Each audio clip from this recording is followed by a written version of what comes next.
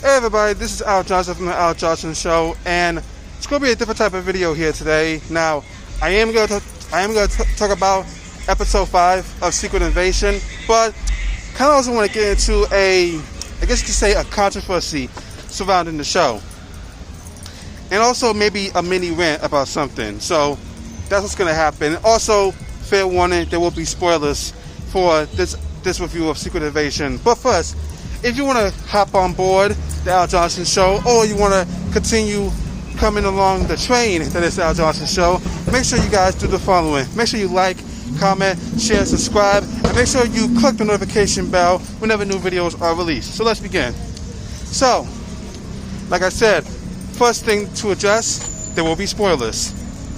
Fair warning. Also, number 2, yes, it was another 30+ minute episode. Now, this is something that I kind of need to address off the bat. I understand when it comes to like these streaming shows.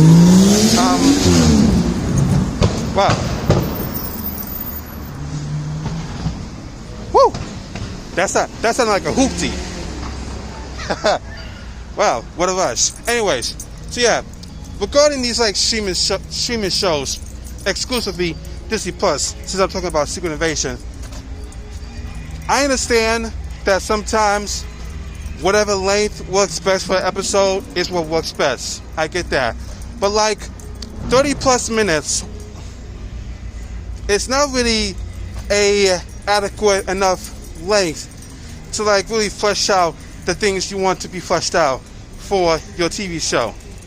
And so far, even though again I've enjoyed episodes 4 and 5 nicely, I still wish the runtime was a bit extended so things could be developed and fleshed out. And again, minus She-Hulk and I believe What If, minus those shows, they were allowed to get away with their shows basically have episodes that be 30 minutes. Because in the case of What If, it's animation. And typically animation stuff lasts longer, doesn't last beyond 30 minutes. You know, Simpsons, Family Guy, what have you. And regarding She-Hulk, television sitcoms, they don't last beyond 30 minutes. They don't last beyond 30 minutes. So I get that for that reason. But like these other shows, Mandalorian, WandaVision, yeah, and all the other shows, 30+ minutes, not a good thing. Have it be like 45, 50 plus. That's the length you should have for these type of shows. I get, the budget. I get that, but come on. All I can say is to you streamers out there, make better choices with your episode length. But that's neither here nor there. But what about the episode?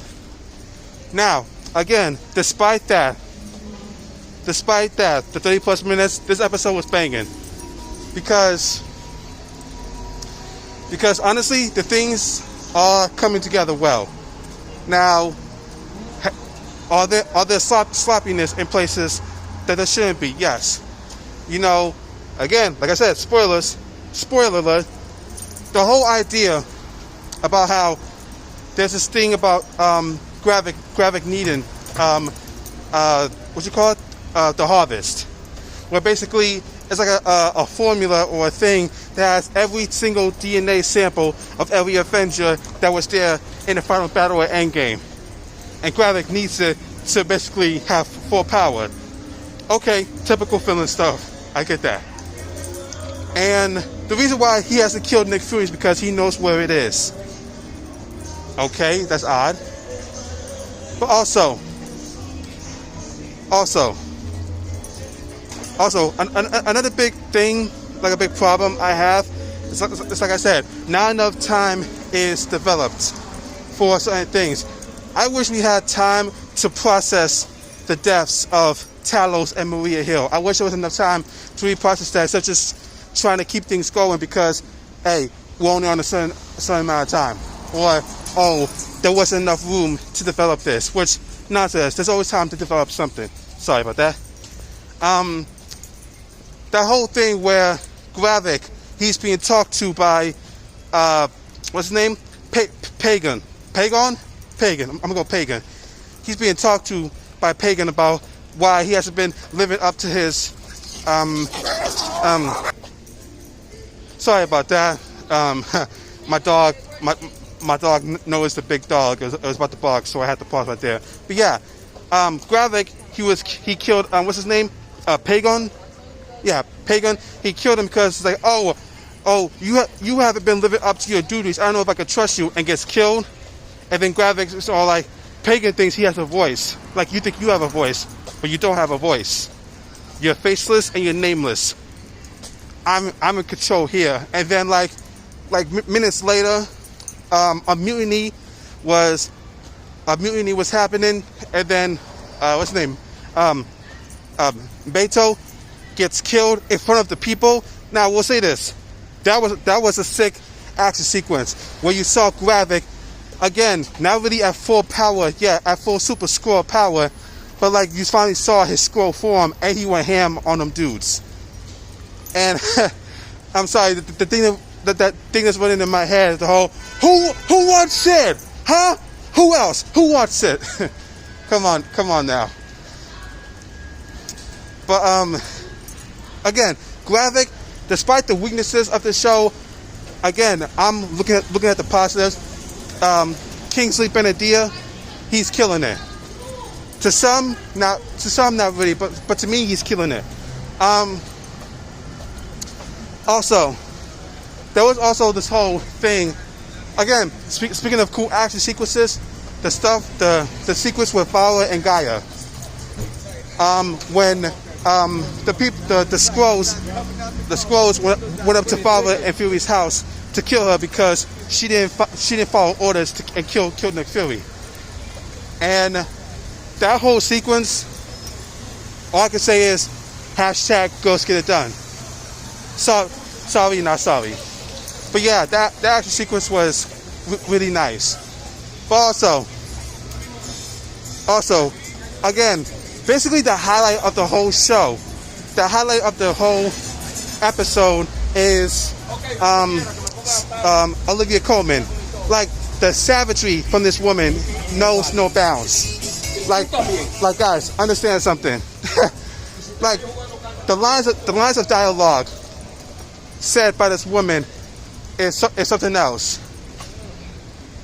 And I really hope after the show wraps up, or maybe this first season, fingers crossed we get another season, I actually hope she sticks around because she is awesome. I really, really dug Sonya. Olivia Colman, man, you are amazing. But also, Nick Fury, when we went to fill in to basically go suit up for the final battle in the finale, and then just him explaining why he has to be the one to defeat Gravik and take care of the Skrull problem and whatnot, and basically just him explaining, about what makes him apart from everyone else. And the way that scene played out, again, Samuel L. Jackson, this man has been with the MCU since day one, and it's always a surprise. Nearly every bit of the show was a surprise regarding the character of Nick Fury. Now, the actions, yeah, you may have a problem with that, and there's some things I'm like, that could have been done differently, but the way Samuel L. Jackson plays it, guys, remember, Samuel L. Jackson is in his 70s.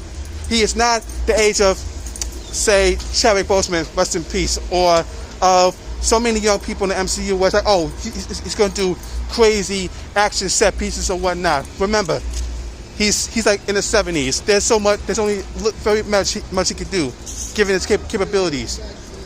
So the way the show works around that, amazing. I'm amazed by it myself. But now, let's get down to it. The whole controversy surrounding the show is how, this big this big event thing, this whole Skrull invasion stuff, this whole epic scale invasion storyline with the Skrulls, and there's no Avengers, not even Captain Marvel. Where are the Avengers? And then when Sonya asks, how come you can't call the Avengers to help you with this? And Nick Fury's like, it's personal to me. Saying, we can't always depend on superheroes to save us. They haven't lived the life I've lived. They can't save the world the way I can save the world. And right to some, Nick Fury basically explaining why he can't call the Avengers. Oh, sorry about that. Again, that was my dog. But basically, him explaining that it's personal to me, and also the fact that him saying, if I call the Avengers and the Skrulls impersonate them, guess what? The Skrulls impersonate them. The Avengers are going to be labeled terrorists, and I can have that. To some, that might be seen as a cop-out because, the budget, they couldn't afford no Avengers. I need you guys to understand something. If you guys don't realize this by now, there is no Avengers team. There hasn't been any Avengers team right now, at least. Are there members? Yes, but realistically, let's be realistic about it. And in the future video, I'll expand on this. But right now, regarding this, let's be frank about this. Does the Avengers need to be called for everything? Think about it. You see in discussions all the time. This happened. Where are the Avengers? Or perfect example, when Wanda was destroying the multiverse to get her kids, where were the Avengers? When Hawkeye was dealing with what he was dealing with, where are the Avengers? Shang-Chi happened, where are the Avengers? Wakanda happened, Black Panther, Wakanda Forever, where are the Avengers? I don't think people realize that the Avengers aren't always going to be needed for stuff like that. Even this Skrull invasion, the Avengers are not needed because, again, there is no Avengers team. Again, I'll further expand on this in a future video, but for right now, it's the cop-out. You may see it that way, but for me, I understand. Nick Fury's like, hey, it's my mess. I and some people was collecting DNA from the battle from Endgame, and unfortunately, the DNA is out there, and Gravik needs it. So now I have to be the one to clean up my mess. I can't call on anybody, even the Avengers, whatever's out there. I have to be the one to do it. It makes sense, because this is a show about Nick Fury. This whole thing is surrounding Nick Fury. The Avengers don't need to get involved in this. Maybe Captain Marvel, but that's about it. Maybe Monica Rambeau, but that's about it.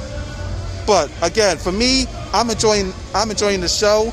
Again, do shows like this or Miss Marvel or Moon Knight, whatever, with the 6-episode lengths they have, do they need to be fleshed out more with maybe extended runtime, or maybe 1 or 2 more episodes for things to make sense? Yes. However, at the same time, y'all know the phrase, right? Beggars can't be choosers.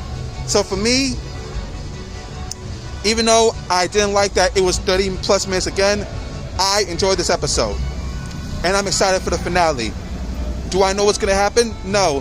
Whenever I go into a Disney Plus MCU finale, I may have an idea of what to expect, but I don't really know, because I want to be surprised. If I go into something expecting something that, I knew that was happening, then basically I'm robbing myself of the experience of enjoying something, and that's no fun.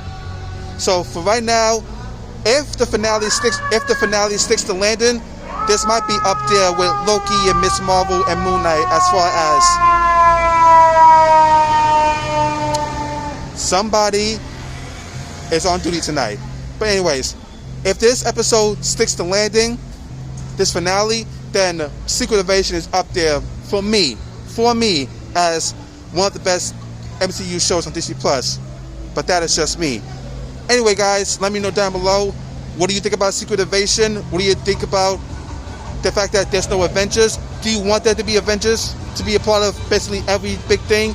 Let me know down below. Thank you guys for watching this. Make sure you like, comment, share, subscribe for more. And as always, I've been Al Johnson, and you're not. Deuces.